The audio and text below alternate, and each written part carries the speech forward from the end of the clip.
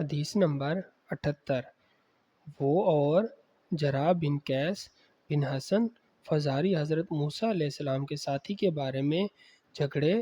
اس دوران میں ان کے پاس سے ابی بن کعب گزرے تو ابن عباس رضی اللہ عنہ نے انہیں بلا لیا اور کہا کہ میں اور میرے یہ ساتھی حضرت موسیٰ علیہ السلام کے ساتھی کے بارے میں بحث کر رہے ہیں جس سے ملنے کی۔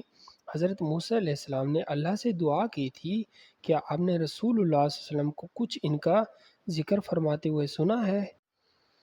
حضرت ابی نے کہا کہ ہاں، میں نے رسول اللہ صلی اللہ علیہ وسلم کو ان کا حال بیان فرماتے ہوئے سنا ہے۔ آپ نے فرما رہے تھے کہ ایک بار حضرت موسیٰ علیہ السلام بنی اسرائیل کی ایک جماعت میں تھے کہ اتنے میں ایک شخص آیا اور کہنے لگا، کیا آپ جانتے ہیں کہ دنیا میں آپ سے بھی بڑھ کر کوئی عالم موجود